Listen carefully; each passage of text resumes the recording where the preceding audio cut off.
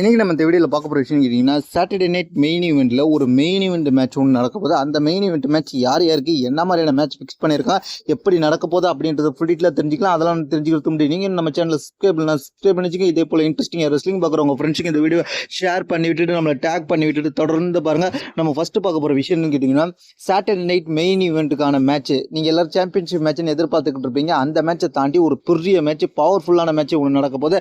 அந்த மேட்ச் தான் ட்ரீவ் McIntyre versus Damian priced. இவங்க ரெண்டு பேருக்கும் ஸ்டீல் கேஜ் மேட்ச். இது வரைக்கும் இவங்க ரெண்டு பேருக்கும் நடந்த மேட்ச் எல்லா மேட்சுமே தரமான மேட்சாக இருந்துச்சு. அதாவது லாஸ்ட் இயர் 2024 நடைபெற்ற ரெஸ்ல்மேனியாவிலிருந்து அதுக்கப்புறம் இவங்களுக்கு தொடர்ச்சியாக ஃபீல்டு மாறி மாறி வந்துகிட்டு இருந்தாலும் இவங்களோட மேட்ச் ஒவ்வொன்றும் குறைவில்லாமல் நடக்குது. இந்த மேட்சை பொறுத்த வரைக்கும் எப்படி இருக்க போகுதுன்னு கேட்டிங்கன்னா இந்த மேட்ச் இருக்கிறதே பயங்கரமாக இருக்க போகுது. எப்படி Drew McIntyre versus CM Punk steel cage match நடந்துச்சோ அதை விட இந்த மேட்ச் பயங்கரமாக இருக்க போகுது. அதனால தான் இந்த மேட்சை பயங்கரமாக கொண்டு போயிட்டு இருக்காங்க.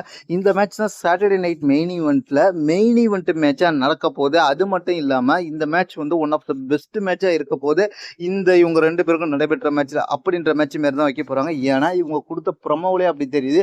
டேமியன் பிரைஸ்ட் கொடுத்த வார்னிங்லையும் சரி, இந்த கடைசியாக நடந்த ஸ்மாக் டவுனில் ட்ரூ மெக்கன்ட்ரே கொடுத்த வார்னிங்கும் சரி, யாராவது ஒரு ஆள் தான் வெளில போக முடியும் ஜெயிச்சு அப்படின்ற மாதிரி கொடுத்துருக்கிற வார்னிங்கும் சரி பயங்கரமான இன்ட்ரெஸ்ட்டாக ஏற்படுத்திருக்கு.